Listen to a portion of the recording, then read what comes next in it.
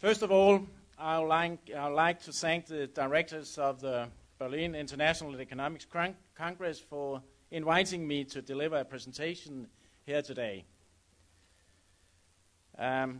It's my hope that my presentation, along with theirs, will benefit to the discussion of the important theme of this conference, the role of the global politics and civil society in an international economy. My presentation will fall into the area of the role of politics, generally speaking, and will particularly focus on the adoption of protectionist policy as a response to the economic downturn facing the world today. My opinion on the matter, as I will elaborate on in the following, is summarized in the chosen title you can see behind me for this presentation. What stands as a historical fact stands today. State aid offers no bridge over troubled waters. But what do we see among politicians in Europe today and other places? Politicians are very good to be re-elected, and somebody thinks that state aid can handle and solve our crisis, but it can't. Now, before I turn to talk about state aid, let me begin my presentation by offering you my view of the conditions facing businesses and industry today as it defines the condition on which we have to act politically in order to overcome this economic crisis. I can say that, also mentioned, I served as a Danish Minister for Economy and Business Affairs. I mentioned my job as Minister for Growth, a position I held from 2001 to 2008, and had really the opportunity to head many delegations of Danish business owners and also entrepreneurs to countries around the globe. A lot of Danish businessmen joined me from Russia, Korea, Japan, China, Vietnam, India, Brazil, Chile, Mexico, and the States. And as you see here, what I have learned during these years is that we live in a truly globalized economy where the opportunities for businesses and therefore also the challenges are no longer bound by borders. The world, not the state we reside in, is now our domestic market. It's difficult to understand, and today Germany is still our biggest export partner from Denmark. But often it's cheaper to get a bottle of wine from South Africa to Denmark than it is to get a bottle of wine from Germany to Denmark. Globalization, understood as the evolution towards a borderless world characterized by the near-perfect mobility of the factors production has gained, acceptance with more depth, width, and speed that we can imagine. What has happened since the 90s? When we speak about our economies, when we speak about business, and let me point two factors who led me to this conclusion. Firstly, the price of transportation has gone down thanks to technological developments, making distance between the production side and the sales market far, far more cost-effective. It has improved conditions for trade. Transportation by sea is by far the most used mode of transport when it comes to trade between the EU and the other countries. And we're talking about the world economy. I think it's not nearly close to 90% of the world economy transported by ships. In my time as a minister, I was also responsible for the merchant fleet in Denmark, and we transport about 25% of the exports out of China and about 10% of the shipping all over the world. So the price for transportation by sea has seen a steadily decline since 1920. The cost of transporting a bicycle from Thailand to the UK in a container today is only a few dollars. Shipping a DVD player from Asia to Europe costs roughly $1.50. A kilogram of coffee just about 15 cents. And secondly, prices on communication have also gone down. New technology and speedy internet connection have made it possible to transfer large amounts of data across the globe to a very, very little cost. To tell you a little story, 15 years ago when my son was living in the States for 1 year, we phoned him every Friday evening. It cost us about €3 per minute to have a speech to the US. So little sister, father and mother was talking very fast Friday evening and then on again. Okay? Only a few years after, my youngest daughter went to Australia.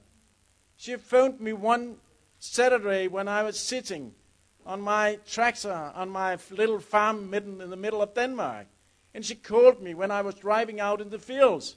And I took my mobile phone. It was my daughter calling me from the northern part, northeast of Australia. She was walking her feet in Great Barrier Reef.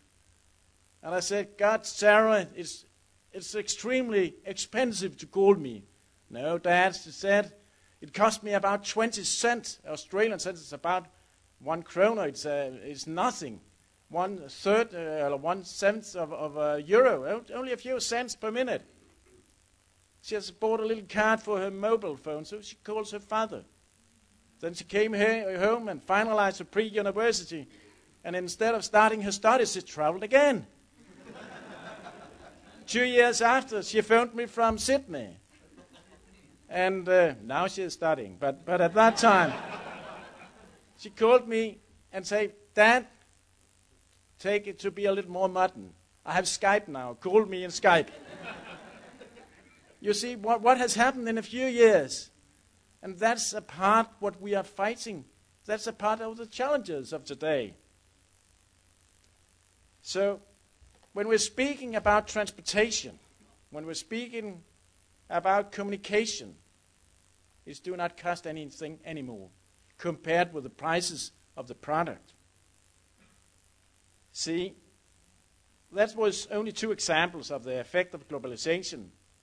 And hopefully I've given you some meaning of the concept, thus avoiding diluting it. The second point that I want to make in relation to globalization is point to what I like to term globalization 2.0. In Denmark, as in other countries, we have experienced globalization 1.0. More than 30 years back in Denmark, we had a large textile industry, but around that many times factories were shut down and production was moved first to East European countries, such as Poland, then to Asia, to China, Vietnam, and across the Atlantic to Mexico. And many countries have similar stories to report.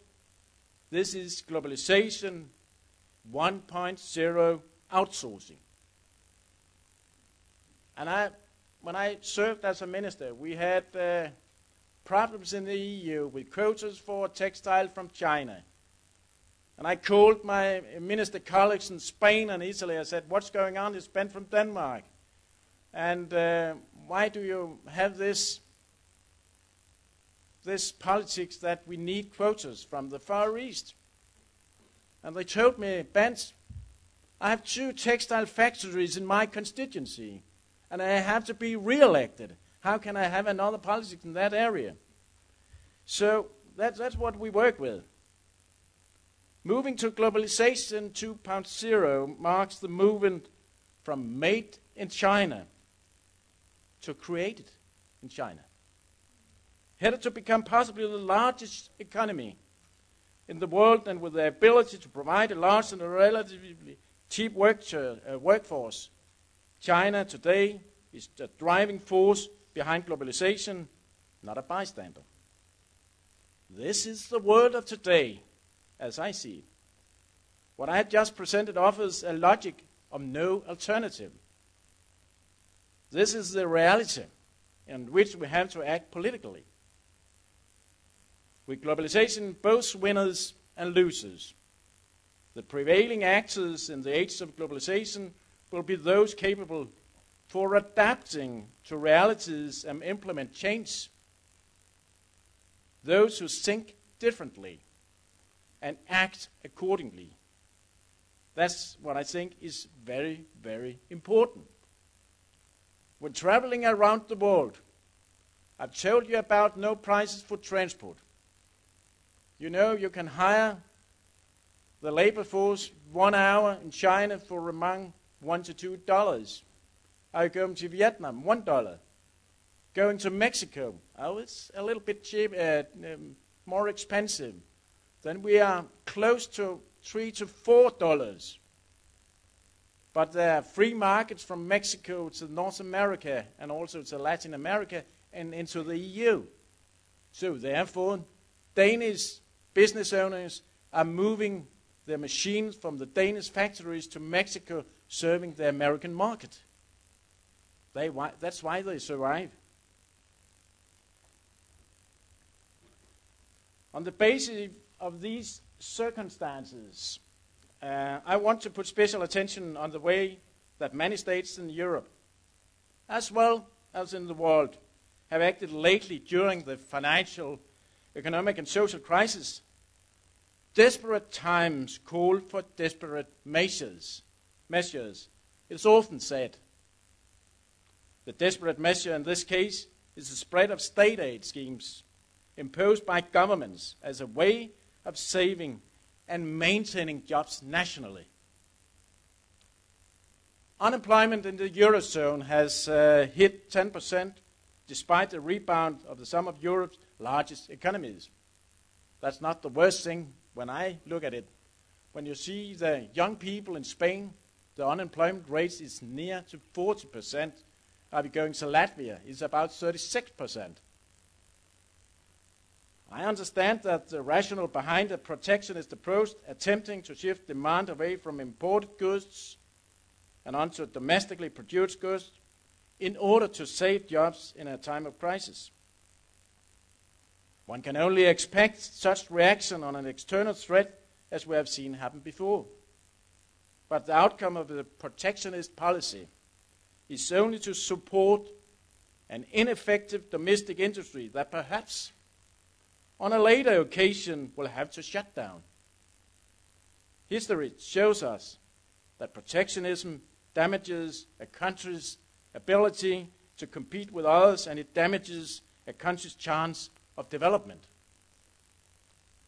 Let me give you just a few examples of protectionist policy and state aid schemes as it has involved during this crisis. In December 2008, temporary clauses were added to the rules concerning state aid within the EU. State aid is generally looked at badly by the EU as it violates basic common market principles such as fair competition. But new clauses were added to ease access to financing. These new clauses have given member states permission to increase the state aid aimed directly at the businesses with reference to the economic crisis. While I'm fully aware of the necessity of properly working banking sector we have seen, unfortunately, too much money used to fund state aid schemes that are basically unreasonable and considerable. State aid has been given to the automobile industry, to transportation, shipping industries, and the greenhouse sectors, just to name a few. While I entered this European Parliament, some of the non-European Danes said, "Oh, that's new European states, forget it." I've never seen so many national politicians gathered at the same place. Because I was sitting at the plenary in Strasbourg listening to reconstruction of the automobile sector. Okay. The spokesman for the Conservatives, spokesman for the Socialists, spokesman for the liberals, spokesman for all the others. What were very, very interesting, all the political groups have pointed out their spokesman. That were Germans, all of them. So they could agree what we were discussing. So it's just one. Germany is not worse than others. So we see it in Europe at the moment. And my point of view is Europe producing more cars than we can sell. Then stop it. And use our minds and anything else to create something new, create some with more values if we can't compete in car production.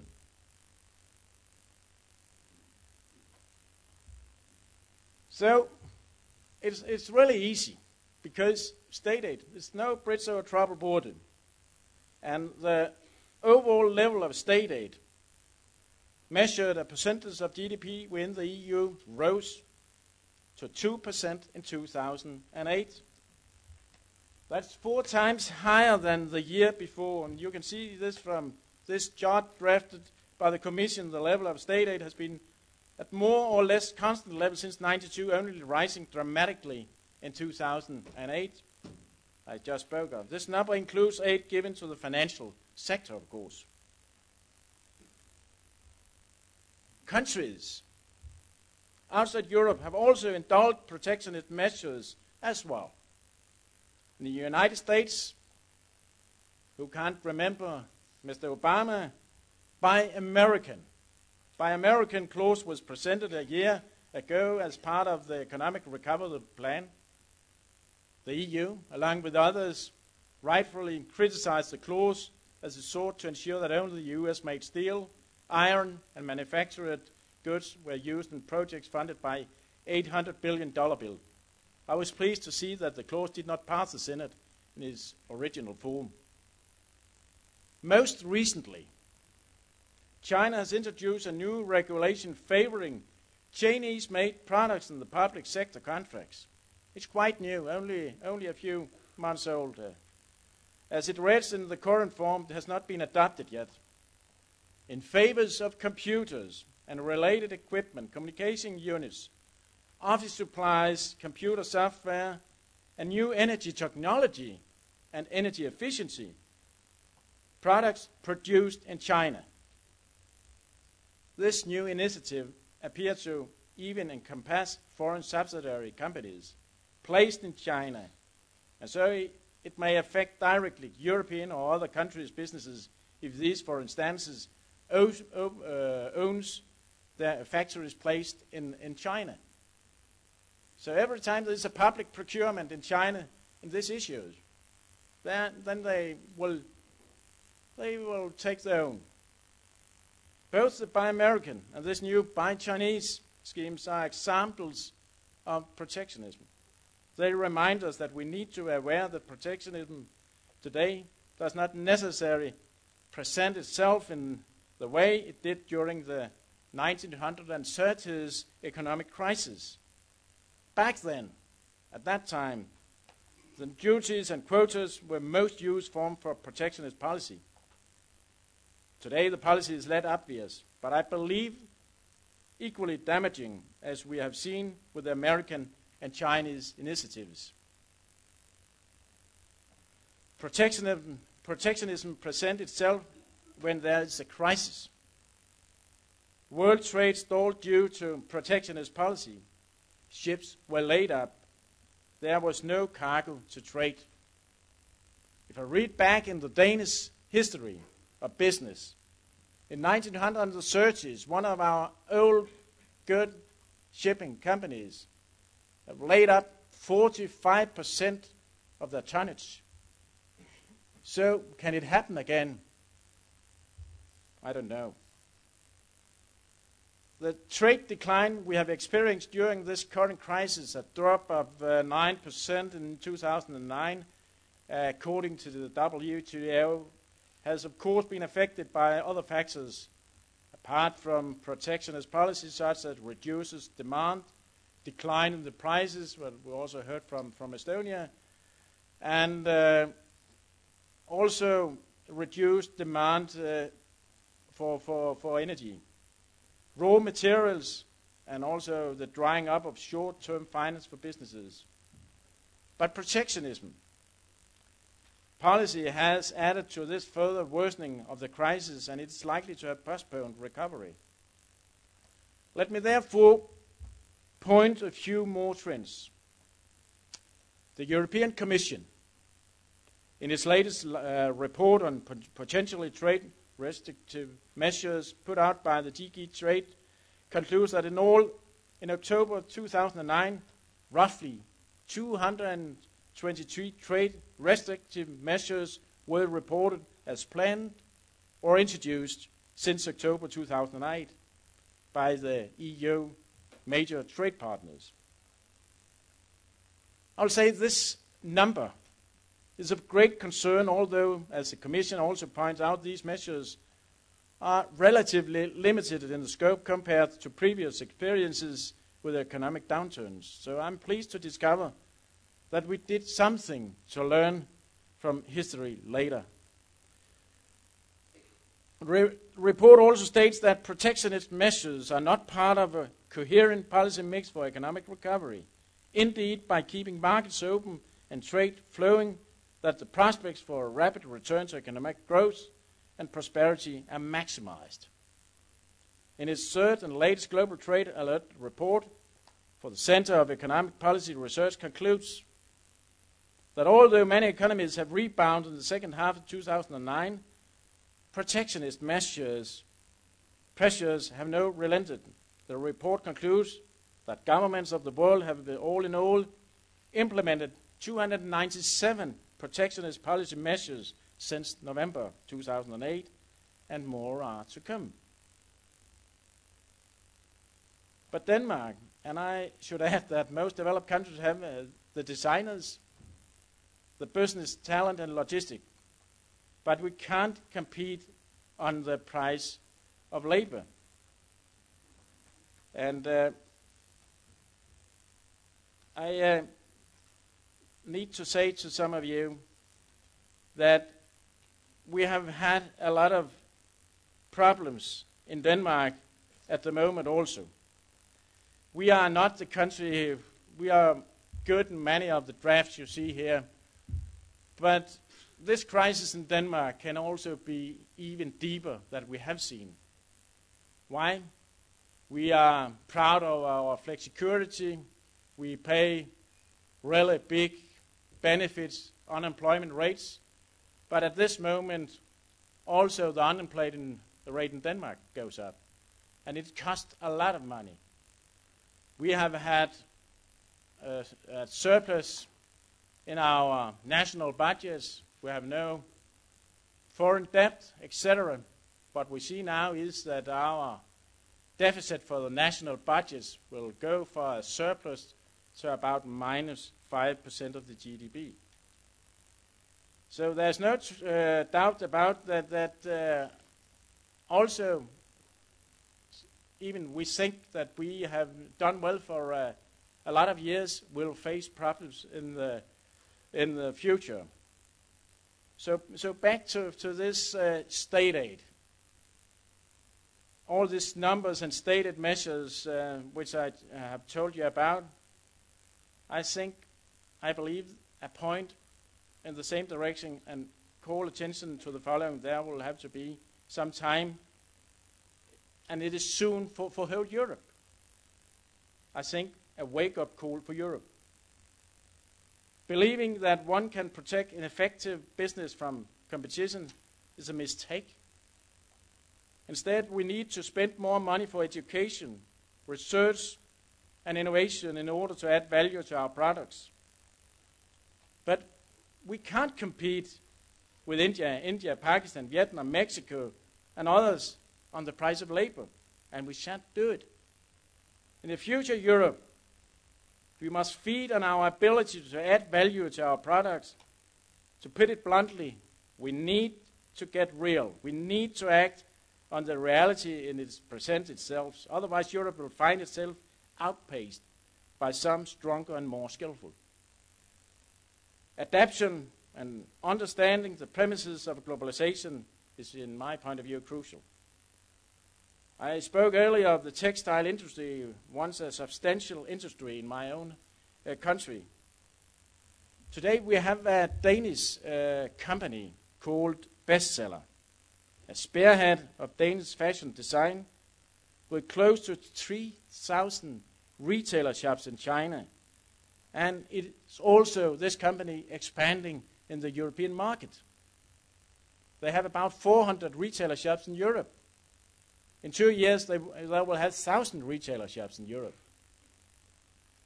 That's the brand, Jack and Jones, Veremoda, Only, Selected, whatever it's called, the same all over the world. They do not see in Denmark, with high wages, they do not see globalization as a fear. They see it as a challenge to markets where people are earning more and more money. So therefore, when we speak about this textile industry in Denmark, so Denmark has no longer any sewing rooms necessary to fit such a production. All sheet, jeans, dresses, and so on are produced outside the borders. All of them. But they have said we had to give more value in the products, so therefore we have educated designers and people who can make business and also talent for logistics. Because, once again, we shall not in Europe compete on the prices of labor. Let me offer you another example. In 2012, we, as I have mentioned for you, we are an old shipping nation in Denmark. We are building ships since the Viking pushed the ships in the sea. Somebody remember us for that time, not for something good, because the Danish, they raped and stole everywhere in Europe.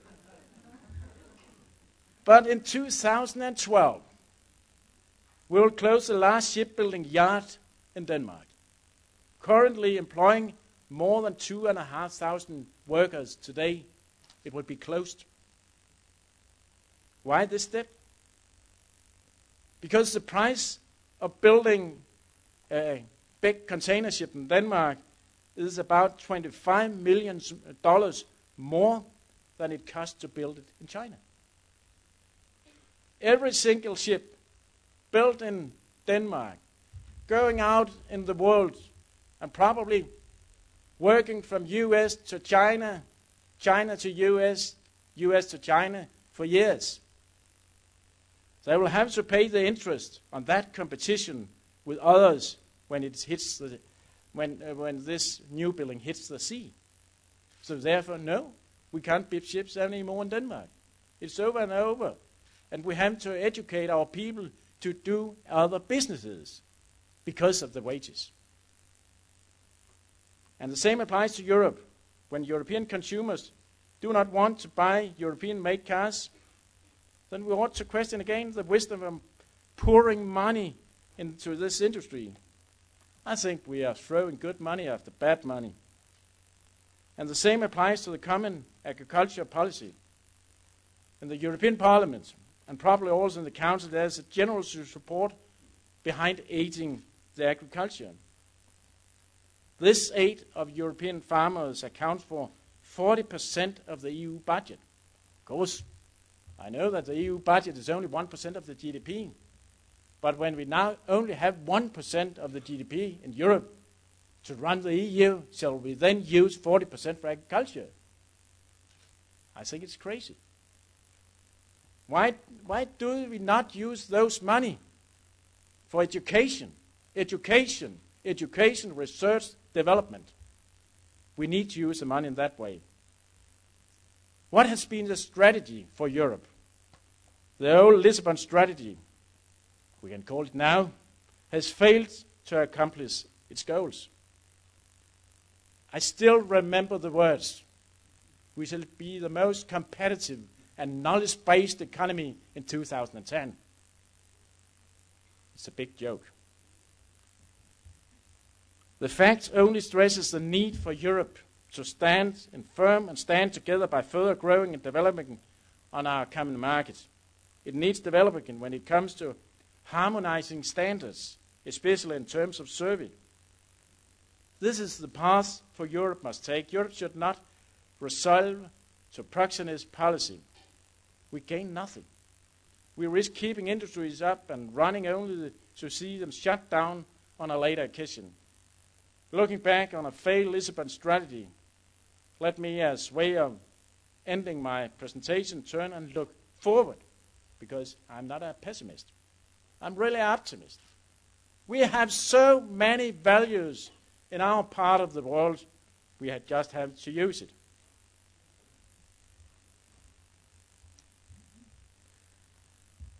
It is so that the new Commission will take office now on Tuesday. We will vote for them on Tuesday. And then we'll present the EU 2020 strategy. The Commission has so far presented a consultation paper on the future that replaced the Lisbon strategy.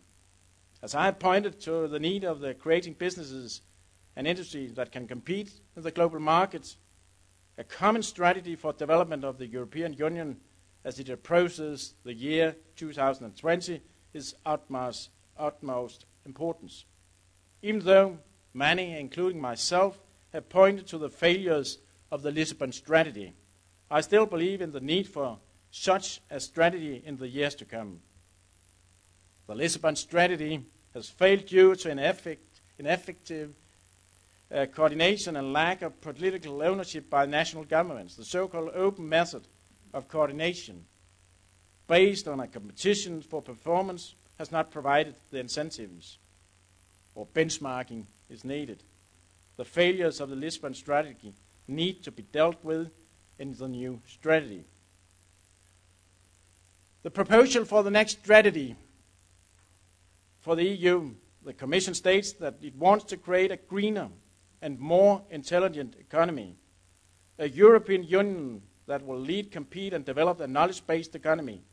To achieve the goal of the Commission calls for, among other things, may not be reached the levels of previous economic downturns, such as in the 30s, but water needs not to boil to scald. In Europe, we must adapt to reality and put our hearts and minds in areas where we can compete and take a lead. This means investing, once again I must say it, more in education, research and innovation, and trashing the illusion that the state will do the trick. It won't. I really think when we look around Europe, we have a lot of very, very good companies who are leading when we are speaking about environmental technologies, green tech, etc. So, of course, we have something to give to the rest of the world. And I think the first region in the world who can handle this new challenge we are looking about climate changes, new green jobs, and in some decades we shall not be so independent of fossil fuels as we are today. We are becoming more and more dependent on Mr. Putin and his gas for the European industries. We are becoming more and more dependent of crude oil from the Middle East. And therefore we have to develop new technologies so we can be rid of that. And it can be solar energy. It can be windmills. It can be biofuels, second generation, not first generation, etc. There's a lot of opportunities, and I think when you are looking at, when I was born, we were 2.5 billion citizens at this world. Now we are 6, and in 2050 we'll gain about 9. And there's one word all of us had to remember, that's sustainability. Sustainability is the key word, and it will be the buzzword also to compete and to create more prosper for Europe and for all of us.